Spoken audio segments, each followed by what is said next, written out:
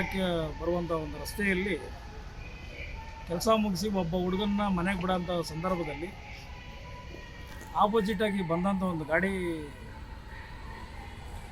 ಮಹೇಂದ್ರ ಗಾಡಿಯನ್ನು ಅವ್ನು ಗುದ್ದುಬಿಟ್ಟು ಹೊರಟ್ಬಿಡ್ತಾರೆ. ಪಾಪ ಅವನ್ನ ಕೆಳಗಡೆ ಬಿದ್ದವನು ಸತ್ತವನನ್ನೊಂದು ನೋಡಲ್ಲ ಅವ್ನ ಗಾಡಿ. ಆ ಹುಡುಗ ಬಿದ್ದ ಕೂಡ್ಲೇ ಪಲ್ಸರ್ ಗಾಡಿಯಲ್ಲಿ ಬಿದ್ದ ಕೂಡ್ಲೇ ಪಾಪ ಸತ್ತೋಗ್ಬಿಡ್ತಾನೆ. ಹುಡುಗ ಸತ್ತೋಗಿ ಇನ್ನೇನು 2 ತಿಂಗಳು ಬರ್ತಾಯಿದೆ. ಈ ವಿಚಾರದಲ್ಲಿ ಕಾಟಾಚಾರಕ್ಕೋಸ್ಕರ ಒಂದು FIR ಮಾತ್ರ ಮಾಡ್ತಾರೆ ಚಿಕ್ಕಜಾಲ ಸಂಚಾರಿ ಪೊಲೀಸ್ ಅಧಿಕಾರಿಗಳು. ಆಮೇಲೆ ಈ ಒಂದು ವಿಚಾರದಲ್ಲಿ ನಮ್ಮ ಹುಡುಗ ನಮ್ಗೆ ಬೇಕಾಗಿರೋರು ಒಬ್ಬ ಉತ್ನಳ್ಳಿರೋ ಒಬ್ಬ ಸುರೇಶ್ ಅನ್ನೋರು ನನ್ನ ಹತ್ರ ಬಂದು, ಅಣ್ಣ ಹಿಂಗೆ ಆಗ್ಬಿಟ್ಟದಪ್ಪ ಅವ್ರಿಗೆ ನಾನು ನ್ಯಾಯ ಕೊಡಬೇಕಂತ ಕೇಳೋದು. ಆಮೇಲೆ ನಮ್ಮ ಸಂಘಟನೆ ಪರವಾಗಿ ನಾನು ಸಂಬಂಧಪಟ್ಟ ACPಗಳಿಗೆ ಮತ್ತು DCPಗಳಿಗೆ ಮತ್ತು ಸರ್ಕಾರಕ್ಕೂ ನಾನು ಮನವಿ ಸಲ್ಲಿಸಿದೆ. ಒಬ್ಬ ನಿರ್ಗತಿ ಬಡವರಿಗೆ ಒಂದು ನ್ಯಾಯ ಸಿಕ್ಕಲಿ, ಭಾಳ ಅನ್ಯಾಯ ಆಗಿದ್ದಾರೆ ಅವ್ರಿಗೆ.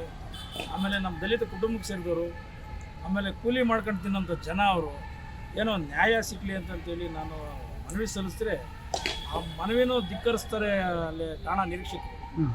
ಆಮೇಲೆ ಅವರು ಈ ಥರ ಮಾಡ್ತಾ ಇರಬೇಕಾದ್ರೆ ನಮಗೆ ಭಾಳ ಬೇಜಾರಾಗಿ ನಾವು ಇವತ್ತು ಹೋರಾಟ ಮಾಡಬೇಕಂತಂತೇಳಿ ನಾವು ಪಾಂಪ್ಲೆಟ್ ಎಲ್ಲ ಬಿಟ್ಟು ಎಲ್ಲ ವ್ಯವಸ್ಥೆ ಮಾಡ್ತಾಯಿದ್ವಿ.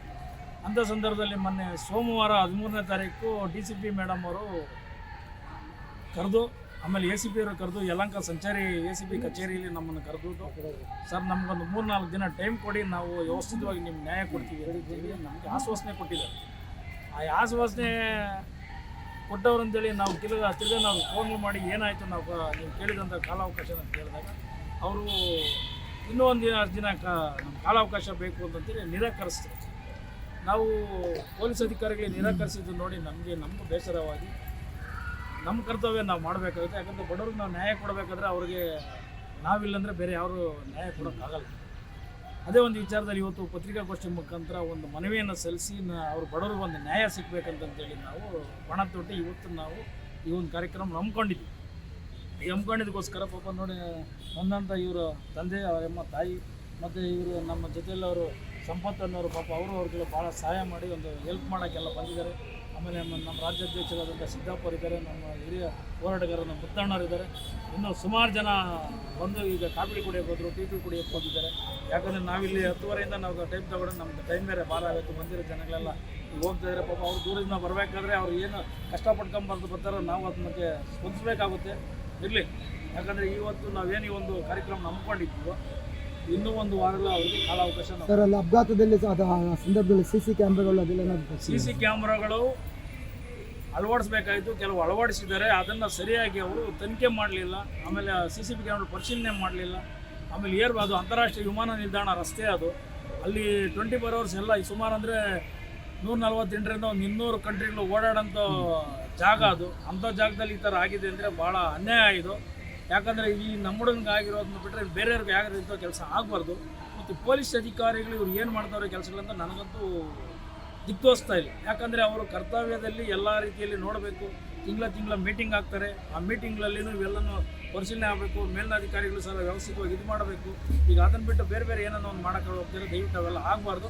ಅವ್ರು ಬಡವ್ರಿಗೆ ನ್ಯಾಯ ಸಿಕ್ಕೋಬೇಕನ್ನೋದೇ ನಮ್ಮದೊಂದು ಉದ್ದೇಶವಾಗಿರ್ತದೆ.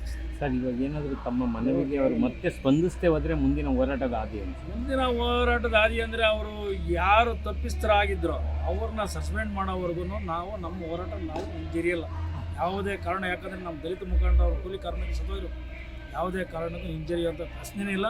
ಅವ್ರು ನ್ಯಾಯ ಸಿಕ್ಕೋವರೆಗೂ ನಮ್ಮ ನಿರಂತರವಾದ ಹೋರಾಟ ಇದ್ದೇ ಇರ್ತದೆ. ಅದು ಮಾಡೇ ಮಾಡ್ತೀವಿ. ಇದು ಸಿಂಪಲ್ಲಾಗಿ ಇದು ಶಾಲೆ ತೋರಿಸ್ತಾ ಇದ್ವಿ. ಮುಂದಿನ ದಿನಗಳಲ್ಲಿ ನಮ್ಮದು ಹೋರಾಟ ಏನಂದರೆ 30 ವರ್ಷದ ಹೋರಾಟದ ಹಿನ್ನೆಲೆ ಏನಂದರೆ ನಾವು ತೋರಿಸ್ಬೇಕಾಗುತ್ತೆ. ಆ ಇದರಲ್ಲಿ ನ್ಯಾಯ ಸಿಗೋವರೆಗೂ ನಾವು ಹೋರಾಟವನ್ನು ನಿಲ್ಲಿಸಲ್ಲ. ನ್ಯಾಯ ಸಿಗೋವರೆಗೂ ಹೋರಾಟ ಮಾಡೇ ಮಾಡ್ತೀವಿ. FIR ಆಗಿದೆ ಅಂತ ತಾವು ಹೇಳಿದ್ರಿ. FIR ಆಗಿದ್ರು ತನಿಖೆ ಮಾಡೋಕ್ಕೆ ನಿರ್ಲಕ್ಷ್ಯ ಮಾಡೋಕ್ಕೆ ಯಾರ್ದಾದ್ರು ಒತ್ತಡ ಇರ್ಬೋದು ಅಂತ ತಮ್ಗೆ ಅನಿಸುತ್ತಾ? ಹೇಳೋಕ್ಕಾಗಲ್ಲ, ಒತ್ತಡ ಇರ್ಬೋದೇನೋ. ಯಾಕಂದರೆ ಈಗೆಲ್ಲನೂ ಮಹೇಂದ್ರ ಗಾಡಿಗಳು ದೊಡ್ಡ ಗಾಡಿ ಇಡಬೇಕಂದ್ರೆ ಎಲ್ಲ ದೊಡ್ಡ ಹಿಡ್ಕೊಂಡು ಎಲ್ಲ ಇದು ಮಾಡೋದು ಇರ್ಬೋದೇನೋ. ಆ ಒತ್ತಡ ಇತ್ತಂದರೆ ಒಂದು ವೇಳೆ ಯಾರೋ ಕೊಲೆ ಮಾಡಿಬಿಟ್ಟೆ ಹೋಗಿರ್ಬೋದು. ತನಿಖೆಯಲ್ಲಿ ಆಗಲಿ, ತನಿಖೆ ಆದಮೇಲೆ ನಮಗಿದಾಗುತ್ತೆ. ಯಾಕಂದರೆ ಆ ಗಾಡಿ ಸಿಕ್ಕಾಕೊಂಡ್ಬಿಟ್ಟಿದ್ರೆ ತನಿಖೆ ಮಾಡ್ತಾರೆ ಅಂತಿತ್ತು. ಈ ಗಾಡಿನೇ ಸಿಕ್ಕಿದ ಮೇಲೆ ಪೊಲೀಸರ ಮೇಲೆ ನಮ್ಗೆ ಅನುಮಾನ ಬರ್ತಾಯಿದೆ. ಕೊಲೆ ಮಾಡಾಕ್ಬಿಟ್ಟು ಹೋಗಿರ್ಬೋದೇನೋ. ಅದು ಗಾಡಿ ಸಿಕ್ಕಿದ ಮೇಲೆ ಆಗುತ್ತೆ, ತನಿಖೆ ಆಗಲಿ. ನನಗಂತೂ ಭಾಳ ಸುತ್ತು ಆಗ್ತಾಯಿದೆ. ಇಂಥ ಬಡವರ ಮಕ್ಕಳಿಗೆ ನ್ಯಾಯ ಸಿಕ್ಕಿಲ್ಲ ಅಂದರೆ ಎಲ್ಲೂ ಹೋಗಬೇಕು. ಸರ್ಕಾರ ಭಾಳ ಗಂಭೀರವಾಗಿ ಯೋಚನೆ ಮಾಡಿದೆ. ಸಾಹುಕಾರರಿಗೂ ಒಂದೇ ಕಾನೂನು, ಬಡವನಿಗೆ ಒಂದು ಕಾನೂನು ಅಂತಿರೋ ನಮ್ಮ ಭಾರತ ದೇಶದ ಸಂವಿಧಾನ ಇದರಿಂದ ಎಲ್ಲರಿಗೂ ಒಂದೇ ರೀತಿ ನೋಡಿದ್ರೆ ನ್ಯಾಯಸಮ್ಮತವಾಗಿ ಈಗ ಆಕ್ಸಿಡೆಂಟ್ ಆಗಿದ ತಕ್ಷಣವೇ 24 ಗಂಟೆ ಆರೋಪಲ್ಲಿ ನಡಿಬೇಕಾಗ್ತದೆ, 2 ತಿಂಗಳಾದ್ರೂ ಹಿಡಿದಿಲ್ಲ ಅನ್ನೋದು ಅತ್ಯಂತ ಗೊತ್ತಿಲ್ಲ. ನಮ್ಮಲ್ಲಿ ಭಾಳ ದಕ್ಷ ಪೊಲೀಸ್ ಅಧಿಕಾರಿಗಳಿದ್ದಾರೆ ದೇಶಕ್ಕೆ ಗೊತ್ತಿದೆ.